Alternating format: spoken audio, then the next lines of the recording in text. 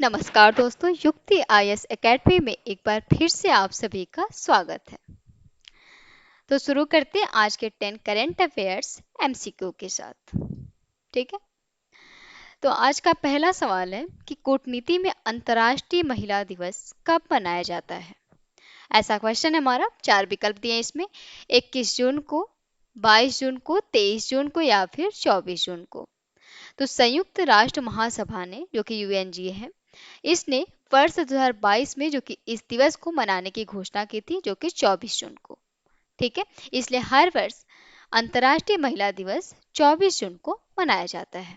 सही विकल्प हो जाएगा 24 जून, जिसका उद्देश्य अंतर्राष्ट्रीय संबंधों, शांति स्थापना, वैश्विक शासन और कूटनीति में जो कि महिलाओं के योगदान को सम्मान देता तथा निर्णय लेने की प्रक्रियाओं में उनकी समान भागीदारी को बढ़ावा देना, ये इनका मेन उद्देश्य था। और यह दिवस जो कि लैंगिक समानता और महिला सशक्तिकरण को भी प्रोत्साहित करने के लिए काफी महत्वपूर्ण माना जाता है।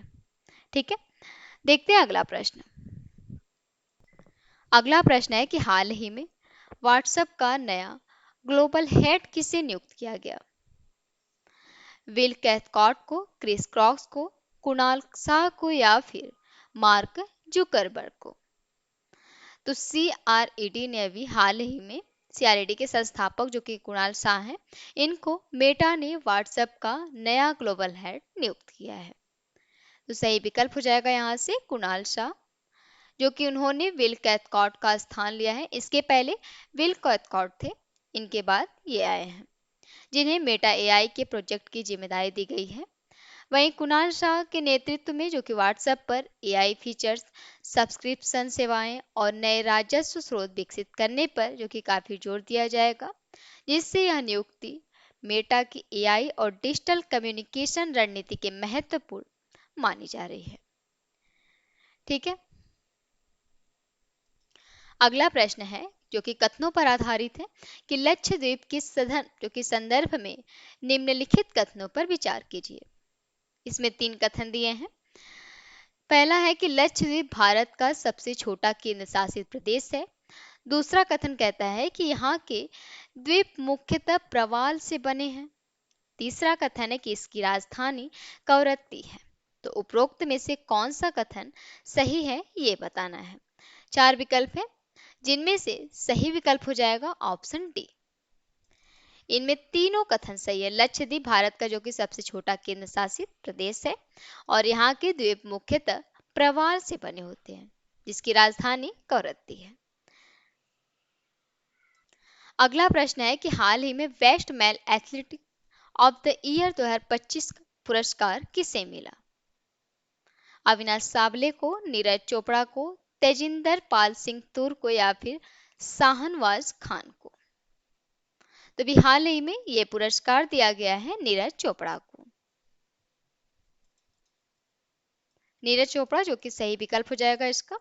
एथलेटिक्स फेडरेशन ऑफ इंडिया ने, जो कि एएफआई से शॉर्ट में बोलते हैं, कि पहले इंडियन एथलेटिक्स अवार्ड्स में जो कि नीरज चोपड़ा को best male athlete of the year 2025 का चुना गया है। वहीं नीरज चोपड़ा की बात करें तो नीरज भारत के स्टार जेवलिन थ्रो खिलाड़ी हैं और उन्होंने अंतर्राष्ट्रीय स्तर पर कई पदक जीतकर देश का गौरव भी बढ़ाया है।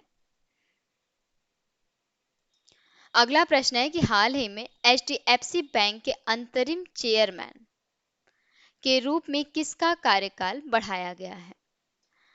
अतनु चक्रवर्ती का, शशिधर जगदीशन का, केकी मिश्री या उदय कोटक का।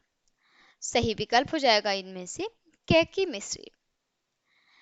केकी मिश्री का कार्यकाल जो कि आरबीआई की मंजूरी से 18 सितंबर 2026 तक बढ़ाया गया है।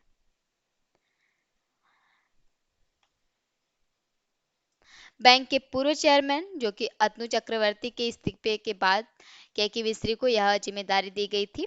क्योंकि बैंक को अभी नया स्थायी चेयरमैन नहीं मिला है, इसलिए उनका कार्यकाल बढ़ाया गया है। केकी मिश्री की बात करें तो ये एचडीएफसी समूह के जो कि वरिष्ठ और अनुभवी अधिकारी हैं और ये पहले एचडीएफसी एलटीडी के वाइस चेयरमैन एंड सीईओ भी रह चुके हैं। HDFC बैंक जो कि भारत के सबसे बड़े निजी क्षेत्र के बैंकों में से भी एक है और बैंकों के चेयरमैन शीर्ष नियुक्तियों को मंजूरी देने में जो कि आरबीआई की काफी महत्वपूर्ण भूमिका होती है। अगला प्रश्न है कि लाकाडोंग हल्दी के संदर्भ में निम्न कथनों पर विचार कीजिए। इसमें कुछ कथन दिए हैं, जैसे इसे 2024 में जीआई टैग प्राप्त हुआ, यह मेघालय के जैंतिया हिल्स क्षेत्र में उगाई जाती है। तीसरा है कि इसमें सामान्य हल्दी की तुलना में अधिक करक्यूमिन पाया जाता है। 3 कथन दिए हैं इसमें, नीचे दिए गए कोड का प्रयोग करके सही उत्तर बताना है इसमें से। 4 विकल्प है, सही विकल्प हो जाएगा ऑप्शन डी, तीनों कथन सही है। इसे 2024 में जो कि जीआई टैग प्राप्त हुआ था, जीआई टैग मतलब कोई उत्पाद या किसी विशेष क्षेत्र में बनता है और उसकी गुणवत्ता, पहचान या प्रतिष्ठा उस क्षेत्र से जुड़ी होती है तो उसे जीआई टैग दिया जाता है। और यह मेघालय के जो कि जैंतिया हिल्स क्षेत्र में उगाई जाती है और इसमें सामान्य हल्दी की तुलना में अधिक करक्यूमिन भी पाया जाता है। अगला प्रश्न है कि हाल ही में चर्चा में रही पैक्स सिलिका पहल की शुरुआत किस देश ने की थी? पैक्स सिलिका जो कि एक वैश्विक तकनीक पहल है जिसकी शुरुआत अमेरिका ने 2025 में की थी, तो सही विकल्प हो जाएगा अमेरिका, जिसका उद्देश्य था कि एआई, सेमीकंडक्टर, महत्वपूर्ण खनिज, ऊर्जा और डिजिटल अवसंरचना से जुड़ी आपूर्ति श्रृंखलाओं को सुरक्षित और मजबूत बनाना।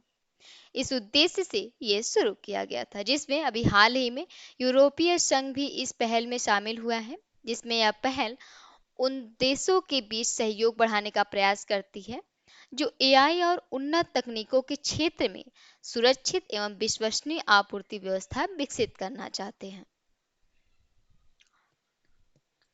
अगला प्रश्न है कि हाल ही में किस राज्य ने संपत्ति पंजीकरण के बाद म्यूटेशन की प्रक्रिया को स्वतः करने की व्यवस्था शुरू की?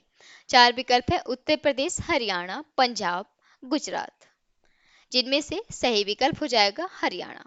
अभी हरियाणा सरकार ने ऑटो म्यूटेशन सिस्टम शुरू किया है, जिसके तहत संपत्ति की रजिस्ट्री होते ही भूमि रिकॉर्ड में नाम परिवर्तन की प्रक्रिया स्वतः शुरू हो जाएगी। इससे क्या है कि नागरिकों को अलग से म्यूटेशन के लिए आवेदन नहीं करना पड़ेगा और प्रक्रिया अधिक पारदर्शी व तेज होगी। म्यूटेशन का मतलब होता है कि वह प्रक्रिया जिसमें किसी भूमि या संपत्ति के स्वामित्व में बदलाव होने पर उसका रिकॉर्ड सरकारी राजस्व अभिलेखों में अपडेट किया जाता है। आसान भाषा में क्या, जैसे जब जमीन या मकान का मालिक बदलता है तो सरकारी रिकॉर्ड में नया मालिक दर्ज करने की प्रक्रिया को म्यूटेशन कहते हैं। ये कब कराया जाता है? तो ये जमीन मकान की खरीद बिक्री के बाद होता है, जैसे विरासत मिलने पर, दान के बाद, परिवार में बंटवारे के बाद, इन सभी के बाद ये होता है। और ये जो कि पेपरलेस, ध्यान दें कि पेपरलेस रजिस्ट्रेशन प्रणाली का पहला पायलट प्रोजेक्ट जो कि 29 सितंबर 2025 को लाडवा तहसील में शुरू किया गया था, जिसकी सफलता के बाद इसे पूरे राज्य में लागू किया गया। अगला प्रश्न है कि 36वीं राष्ट्रीय युवा संसद प्रतियोगिता जो कि 2025-2026 में राष्ट्रीय स्तर पर प्रथम स्थान किसने प्राप्त किया? केवी मथुरा कैंट ने, केवी मदुरै ने, केवी प्रेसिडेंट एस्टेट नई दिल्ली ने या फिर केवी भोपाल ने? तो ये सही विकल्प हो जाएगा इनमें से केवी प्रेसिडेंट एस्टेट नई दिल्ली ने। ठीक है, जिसमें 36वीं राष्ट्रीय युवा संसद प्रतियोगिता में डॉक्टर राजेंद्र प्रसाद जो कि केंद्रीय विद्यालय प्रेसिडेंट एस्टेट जो कि नई दिल्ली ने राष्ट्रीय स्तर पर यह प्रथम स्थान हासिल किया। इस विद्यालय को जो कि सरदार वल्लभ भाई पटेल रनिंग पार्लियामेंट्री शील्ड एवं ट्रॉफी प्रदान की जाएगी, जिसमें युवा संसद में इसका उद्देश्य है युवा संसद योजना का कि छात्रों में लोकतांत्रिक मूल्यों की समझ विकसित करना, संसद के कार्यप्रणाली से परिचित कराना, नेतृत्व क्षमता और भाषण कौशल बढ़ाना, जिससे विभिन्न विचारों के प्रति सहिष्णुता विकसित करना, ये सभी इनके उद्देश्य हैं। अगला प्रश्न है कि हाल ही में किस मेट्रो स्टेशन को दिल्ली मेट्रो का पहला ट्रिपल इंटरचेंज स्टेशन बनाने हेतु विकसित किया जा रहा है? राजीव चौक को, कश्मीरी गेट को, केंद्रीय सचिवालय को या फिर मंडी हाउस को। तो इनमें से सही विकल्प हो जाएगा केंद्रीय सचिवालय को। ठीक है, क्योंकि दिल्ली मेट्रो रेल निगम, जिसे डीएमआरसी बोलते हैं, इसने सेंट्रल विस्टा कॉरिडोर के तहत केंद्रीय सचिवालय मेट्रो स्टेशन पर एक कार्य शुरू किया है, जिसके पूरा होने के बाद यह station yellow line, violet line और मैजेंटा लाइन को जोड़ने वाला ट्रिपल इंटरचेंज स्टेशन बन जाएगा, जिससे सरकारी कर्मचारियों और यात्रियों को बेहतर कनेक्टिविटी मिलेगी। इस परियोजना के पूरा होने के बाद बहुत सारी चीज़ें आसान हो जाएंगी, जिससे यह कॉरिडोर जनकपुरी पश्चिम से आर के आश्रम मार्ग तक बनाया जा रहा है, जिसकी कुल लंबाई 9.913 किलोमीटर होगी, जिसमें 9 भूमिगत स्टेशन भी होंगे। और यह इंडिया गेट, जो कि कर्तव्य भवन, केंद्रीय सचिवालय, भारत मंडपम जैसे महत्वपूर्ण स्थानों को जोड़ेगा।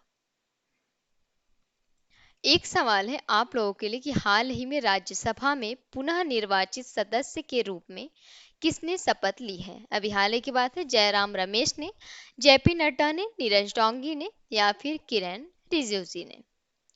इनमें से सही विकल्प को आप लोगों को कमेंट बॉक्स में जरूर बताना है। इस वीडियो को अंत तक देखने के लिए और साथ में बने रहने के लिए आप सभी का दिल से धन्यवाद। अगर ये वीडियो आपके लिए उपयोगी लगी हो, कृपया चैनल को सब्सक्राइब करें, वीडियो को लाइक करें और अपने दोस्तों के साथ शेयर करें। ऐसे ही कुछ करंट अफेयर्स के साथ कल फिर मिलेंगे।